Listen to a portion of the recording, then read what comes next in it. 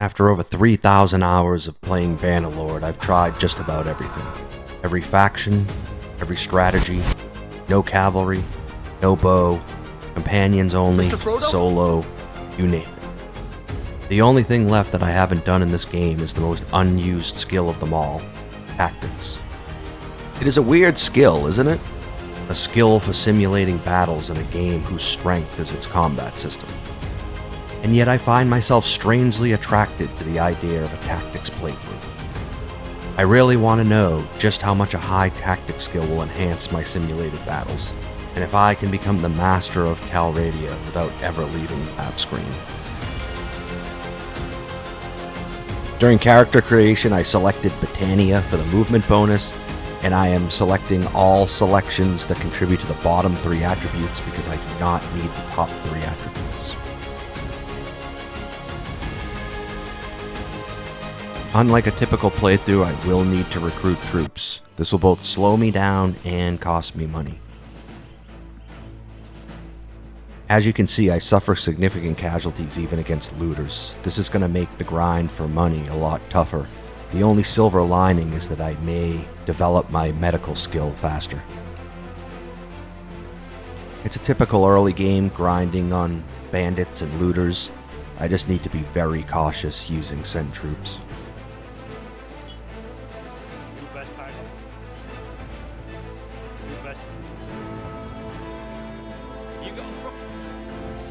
You can see the selections I'm making. I'm just focused on the bottom 3 attributes, which is where most of the non-combat skills are, with a special emphasis obviously on tactics. Also grabbed a companion here to make a caravan. I figured since I'm probably going to have to be at peace for quite a while, I might as well get some caravans.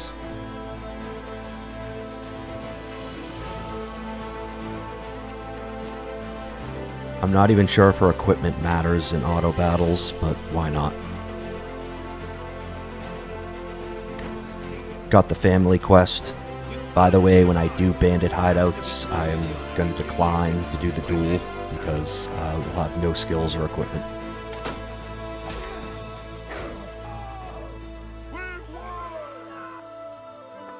I knew you'd come.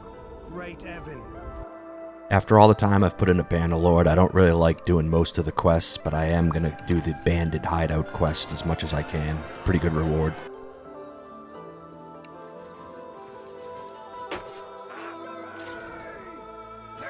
Saving up for a caravan, not quite there yet, but pretty close.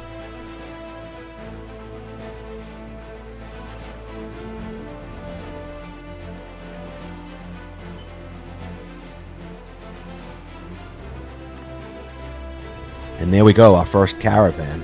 We're making progress, slow but sure.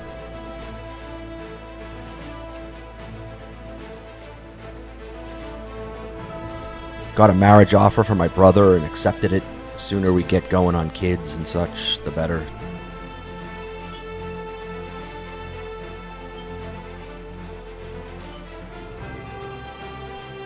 One thing I'm already noticing is how slow the tactics skill is advancing compared to other skills.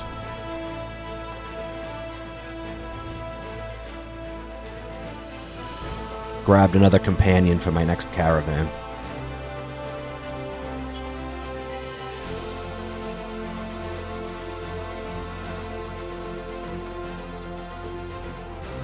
And off she goes.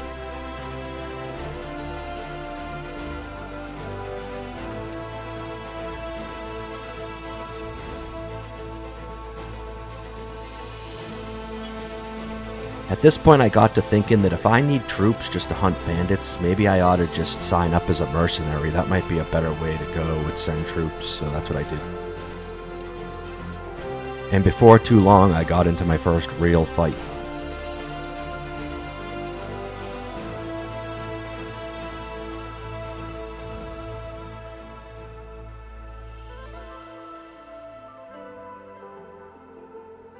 Casualties were predictably ridiculous, but all we can do is just keep trying to raise our medicine.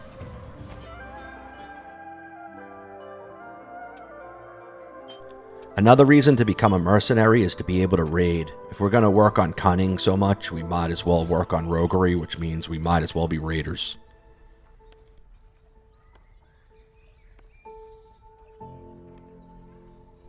If you take some time to read through the tactics skill, the numbers are actually pretty impressive if you add them all up. I'm fairly excited to see what I can do with like a 300 tactics skill, but it is going to be a heck of a grind to get there.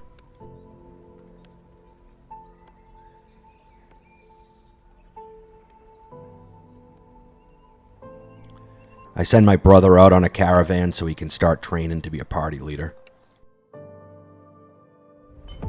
Sturgia went to war with us as well, and then you can see on the map the current state of our warfare right now. Grabbed my first workshop at Tannery in Ortengard. See how it goes. Being a mercenary already puts my caravans in jeopardy, so I decided why not just become a vassal. Don't see any reason not to, really.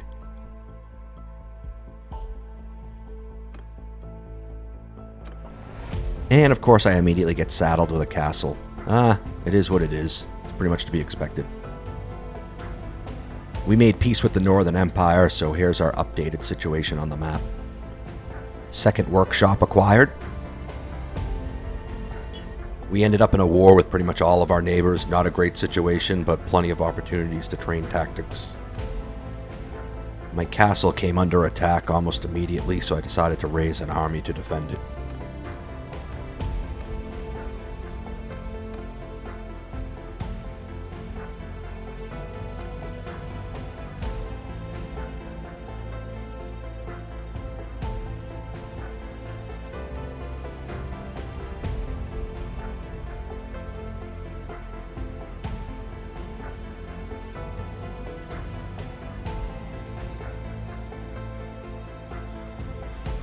Up to this point, this was one of the biggest battles I had been in.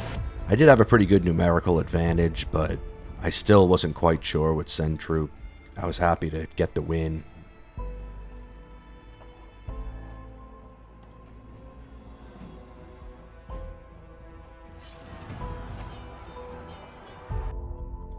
Keen sight is one of the more important perks in the game. Being able to hold prisoners becomes a big deal later on when you're trying to win wars. Most people try to pair it with mounted patrol so you can get your escape chance down to 0, but I'm not going to be able to do that with this build. There's just no reason to marry off your female clan members, sadly.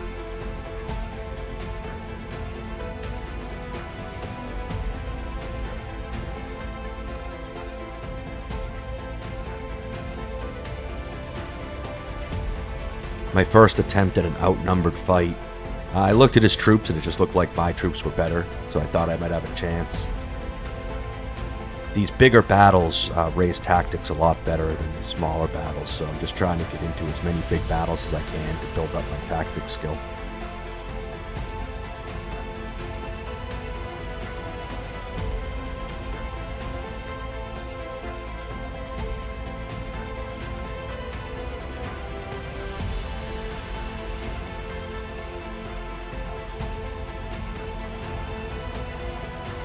You can see here we actually got into a period of peace after all that warfare we were doing.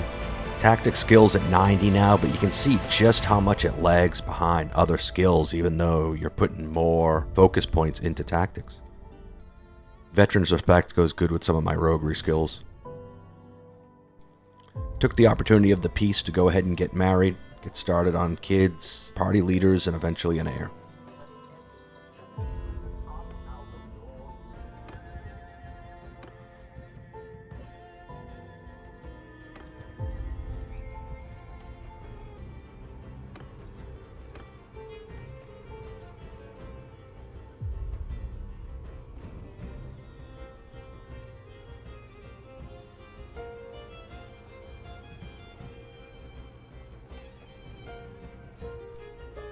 Honestly, it's just really hard to tell if tactics is helping at all sometimes because these auto battles really come down to who has the better troops. Maybe I'll be able to see a big difference when I have a very high tactics, but right now at close to 100 tactics, I'm still not seeing much of a difference that can't be attributed to just troop quality.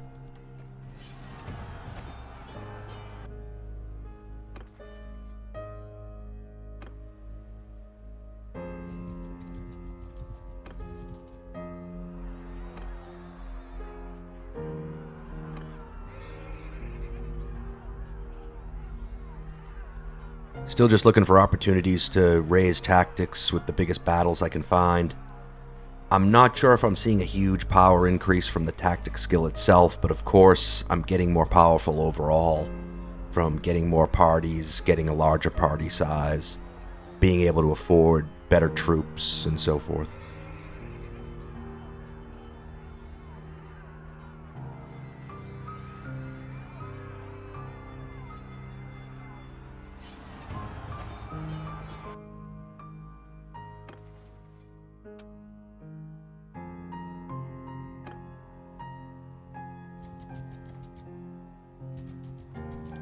This seemed like an opportunity to really train the tactic skill. This guy's troops were really low quality, so I thought I might be able to win an outnumbered battle and get a couple tactics points. As you can see, it didn't work out, but I discovered maybe a new strategy for training tactics. As long as you're in a situation where it's possible to retreat, sometimes maybe it's a good idea to just go ahead and lose the battle just so you can train up tactics a little bit. That's basically what happened here.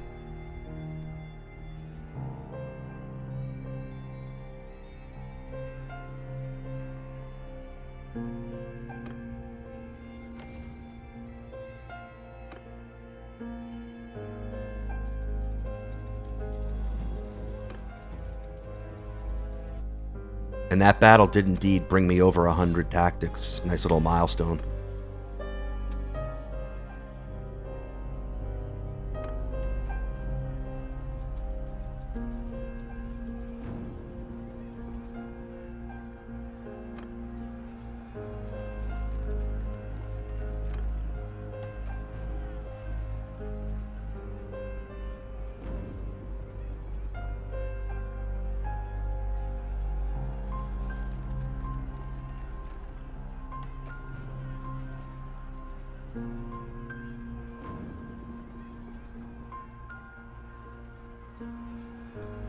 Another example of the same thing. Didn't win, but got to train some tactics and got away.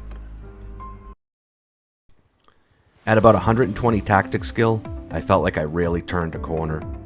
The armies I could form with just my own clan were good enough to go around capturing a bunch of lords, and then I had enough influence to gather a huge army of my kingdom mates and capture large cities.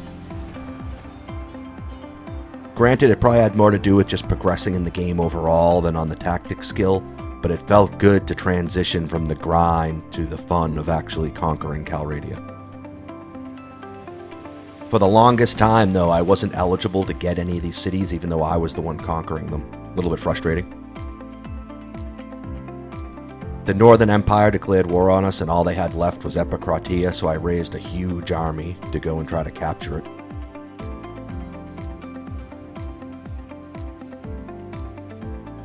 Before I had gotten the walls down, I got notification that we were about to make peace, so I had no choice but to just throw my troops at them. Pretty bloody, but we captured the city.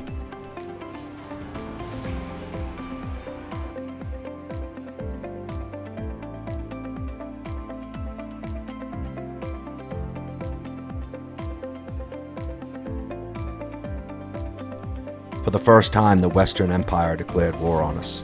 I decided to waste no time in making them understand the consequences of this mistake.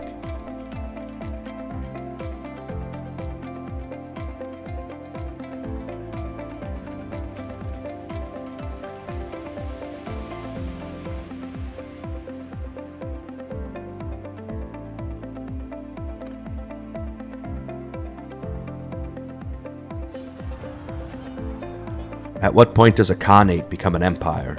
I don't know, but I think we're there.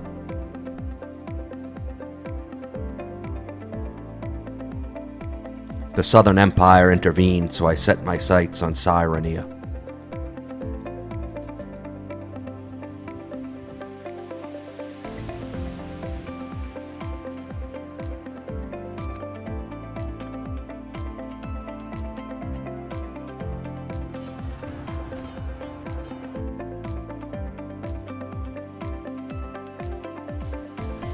Tactics now at 138 and ahead of roguery for the first time.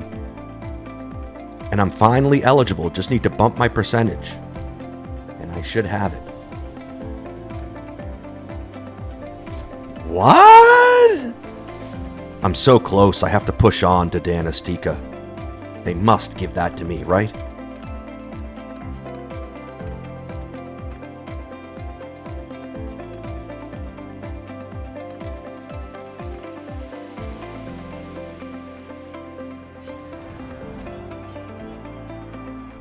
This time I'm taking no chances. I put all of my influence into it. Boom, new fief and 139 tactics. At this stage of the game, the first grind was over and I was starting to steamroll. Tactics aside, I think the cunning attribute is extremely underrated. All the stacking movement bonuses from scouting combined with the Battanian culture allowed me to chase down and imprison tons of lords.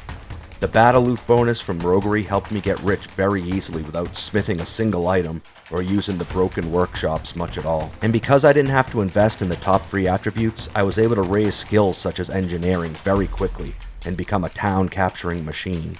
I now entered a sort of second grind though, as the outcome was all but determined, yet many towns still remained to be captured.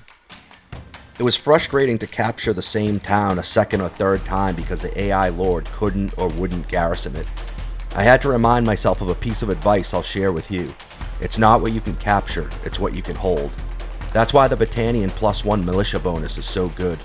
I had to calm down and focus on consolidating gains even though I was capable of taking the next town. Tactics up over 250 now and I'm quite dominant. The focus now switches to 1, destroying whole factions, and 2, recruiting clans as they get low on land, and it becomes possible to do so.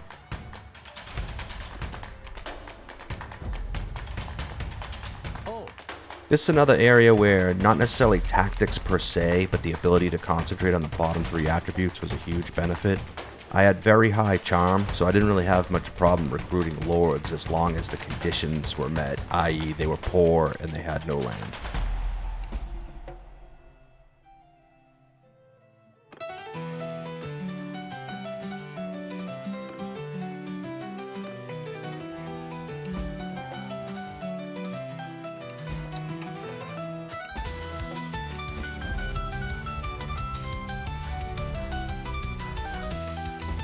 There's quite a bit of grinding that's not shown because it's just repetitive, but at a certain point you do start to steamroll and the progress starts to accelerate. I'm pretty powerful now and it's really just a matter of time.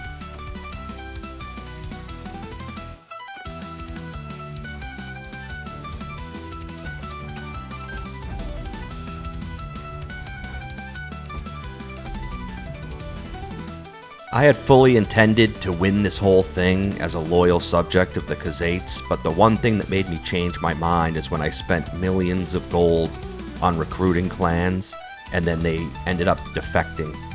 So I decided that Monchug was not a competent king, and I had no choice but to stage a rebellion and form my own kingdom. It wasn't too long before I realized this was definitely the right choice. Because of my long service with the Khazaits, I was able to recruit their clans pretty easily. Also, the ability to form your own clans from companions is huge, and the ability to control the policies is another big deal. So as soon as I formed my own kingdoms, things started to move a lot faster. The two-front war with Vlandia and the Khazaits was a little bit of a grind, but as soon as Vlandia fell, we began our drive to unite all of Calradia. Before the playthrough ended, I wanted to show you how somebody with 290 tactics does in an auto battle. Ortengard in the Far East, the site of my very first workshop, is the last bastion of the Khazaits, and all that stands between me and the complete unification of Calradia.